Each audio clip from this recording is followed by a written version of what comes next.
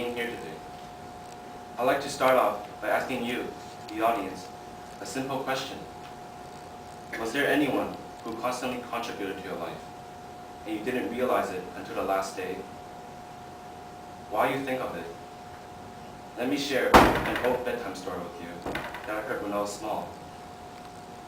Once upon a time, there was a boy who loved playing under a tree.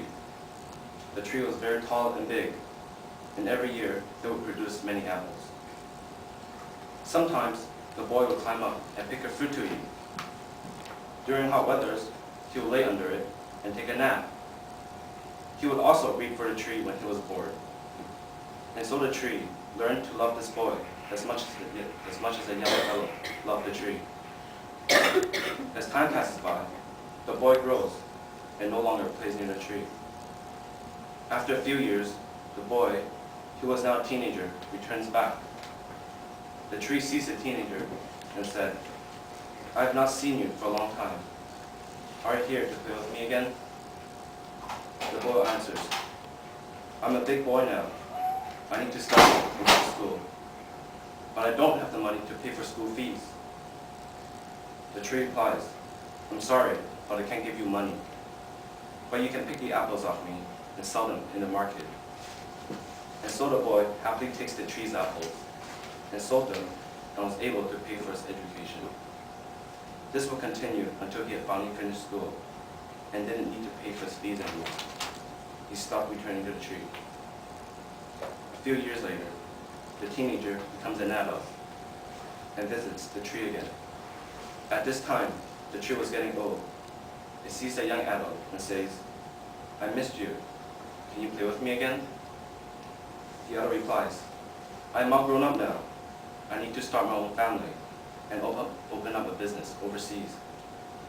But I don't have the money to build my house or a boat to travel." The tree answers, "You may cut me down and use my branches to build your house and my trunk to build your boat."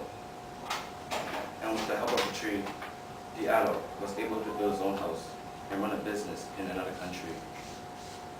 Many years later, the adult becomes an old man and comes back to his homeland. Now, the tree was almost dying.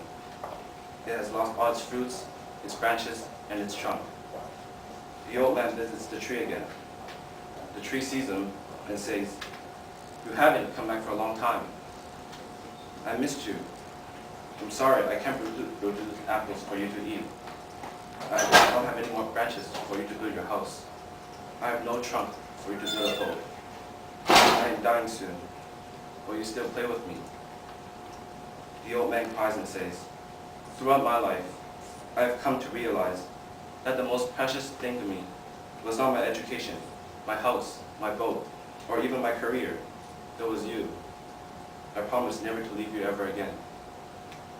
And with the last few words of the old man, the tree dies. So I hope this story tells us all that, in the very same sense, you and I both have been given a tree that loves us, takes care of us, and will sacrifice anything just to help us have a better future. And this tree takes the form of two people, Mom and Dad. Our parents devoted their lives to raise us up so that we may become successful men and women. They are the ones that are constantly working to make our lives better and more efficient.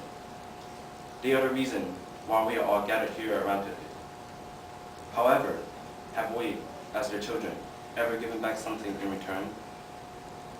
I'll leave you with one final question. Will you stay with your tree until it dies? Thank you for listening.